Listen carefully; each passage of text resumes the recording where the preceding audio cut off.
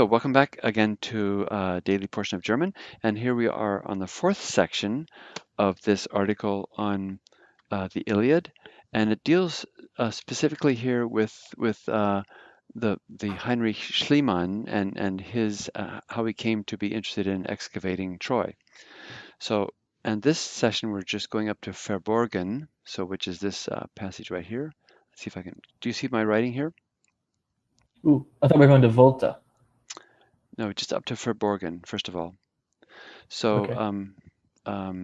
so we'll go up to here, and then as I'll read the sentences out loud, and then CJ will repeat them after me. And that's the time in which you would also read the sentence out loud together with him, and I'll ask him questions every now and then about the grammar and the structure, and please try to think in your own mind what the answers would be or how you would reply if you were right here in the class, which you really are, because we're trying to allow you to participate to the highest degree possible. Okay, so let's read some aloud, and then he'll give it a literal translation. And by the time we get to doing a translation, you should be able to translate also together with us. So here we go. Einer der eifrigsten Leser Homers war Heinrich Schliemann. Everybody? Einer der eifrigsten Leser Homers war Heinrich Schliemann. Good. So where's the verb? War. Good. It means he was. And so what's the subject? I would say einer. That's right. So one, that's true. Yeah, one of the most eager. I mean, I guess it depends on which word order you want to Mhm. take. You could say.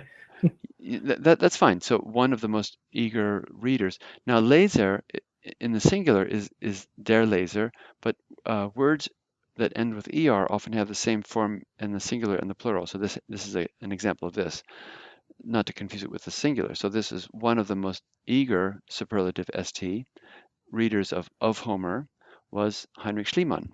Okay, let's go on. In seinem Lebenserinnerungen schrieb er über das Weihnachtsfest 1829. Everybody? In seinem Lebenserinnerungen schrieb er über das Weihnachtsfest 1829. Good. Nicely done with that. So with years, you always say 1800 and then 9 and 20 is the order. So let's just try that again. 1829. 1829. Good. Where's the verb? Schrieb. Can you give me the three principal parts? Schreiben, schrieb, geschrieben. Good. Nicely done. So this is the past tense. And so he wrote, and er is the subject, obviously, and then he wrote about. So there's no direct object, but sort of this is a kind of the direct object. He wrote about and takes the direct object, accusative. He wrote about Weihnachtsfest, the festival of Christmas, or just you could say he wrote about the Christmas of 1829. Okay, interesting date there. All right, so let's see. Do the whole thing. This means a Lebenserinnerungen is what? CJ? That'd be like memoirs. Hmm. Memoirs of his life, or just memoirs by themselves. You want to just do the first two sentences again, altogether? One of the most enthusiastic readers of Homer was Heinrich Schliemann. Hmm. In his memoirs, he wrote about the Christmas of 1829. Good. Then go on.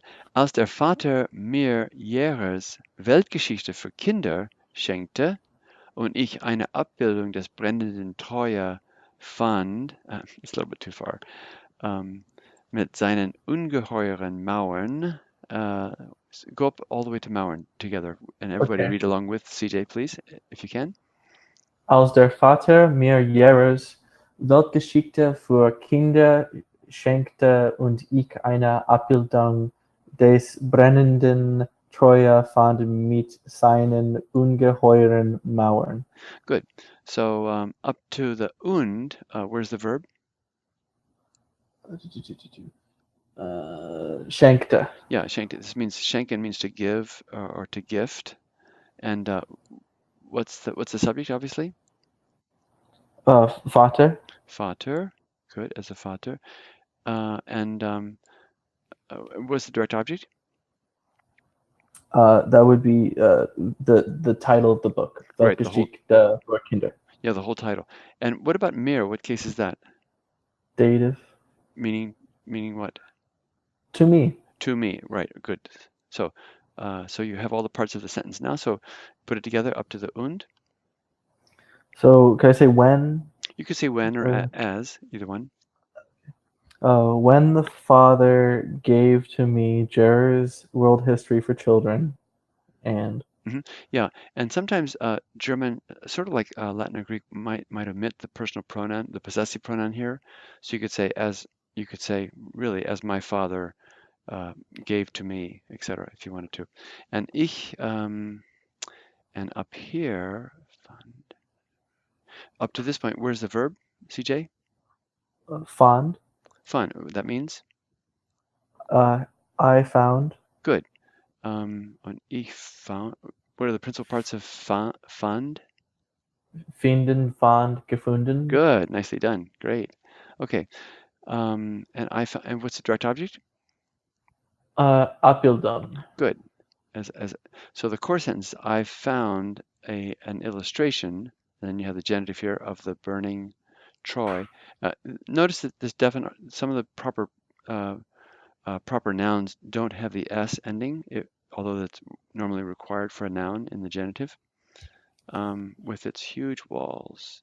So let's see, and uh, so you just translate from und ich.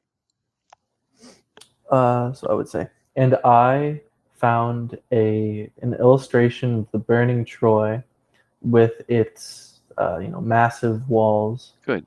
Da rief ich Vater, Jere muss Treue gesehen haben. Everybody? Da rief ich, Vater, Jere muss Treue geschehen haben. Hätte es ja sonst nicht abbilden können. Hätte es ja sonst nicht abbilden können. Okay, this da here, is this then or at that point, or is it the subordinating conjunction? It would be an adverb. So Adverb then, because what? because the verb comes right after it. The verb comes right after, so it means then or at that point. So this comes from rufen, reef, gerufen are the three principal parts. Is the past tense. So I called, or I called out, or I screamed, whatever. Then what is he? What is he? What's the verb complex of this sentence here? What does he yell? Geschehen haben. hmm Let's see. It goes. You know, it actually goes all the way to here. The quote. Okay. What does gesehen haben mean?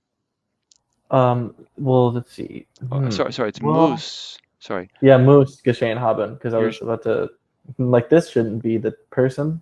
yeah. So So this would be, he must have seen. so here's your full verb complex. Father, he's calling out. Gerard, the author, muss gesehen haben, must have seen Troy. And then where's the verb complex after the comma? Hätte abbilden Good. können. Hätte abbilden können. So a long verb complex. And that means, and this is the subjunctive, he must have seen Troy, right? And that's really an assumption, something that he's advocating or indicating or saying that he believes that he must have seen, but then it's not 100% factual. So German requires, as French would, to go into the subjunctive mood. So hätte abbilden können, he would have been able to illustrate. Um, Hätte es ja sonst nicht, he would not have indeed, ja, otherwise, sonst, been able to illustrate it, and this is just referring to Troya. Now, sometimes if it's just a general word, this doesn't have to agree with its antecedent, but this is the direct object of that sentence. Okay, good. Let's see. Why don't you do the whole thing like da rief ich, from there down to abbilden können, just to get a sense of the flow. Then I cried, Father, you must have seen Troy. Um, he I mean, it would be like, otherwise he would have indeed not been able to uh, uh, illustrate it. Exactly. Yeah. Good. Nicely done. Going on. Wenn solche Mauern einmal gewesen sind, everybody, Wenn solche Mauern einmal gewesen sind, können sie nicht ganz vernichtet sein. können sie nicht ganz vernichtet sein. So gewesen sind is uh, is the verb complex. They have been.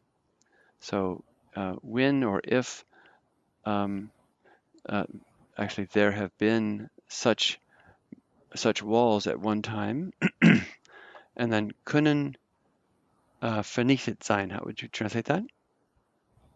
What would be they could not uh, It's present tense. be They are not able.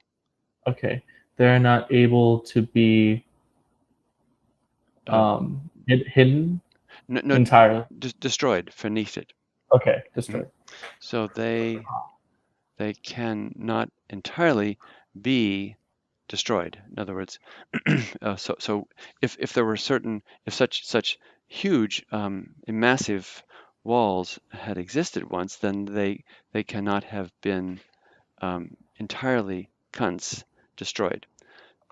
Sondern, let's go on from here. Sondern sind wohl unter dem Staub und Schutt von Jahrhunderte verborgen. Sondern sind wohl unter dem Staub und Schutt von Jahrhunderten verborgen. Here's a verb, verbergen, which means to hide or to conceal. And when it's conjugated with sein, then it's serving as a predicate adjective, so that this verb complex means they are hidden. Rather, they are hidden, he claims. Then go on. This means dust and debris for centuries.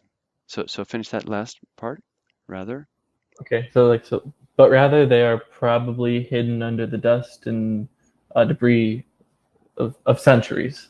that's right. Great, great, nicely done. Okay, that ends our little excursus here for the fourth segment of the article on the Iliad, and we'll come back tomorrow and do the last section together. But you're all doing a great job in analyzing and also especially reading the text out loud. So talk to you soon. Thanks a lot. Bye bye.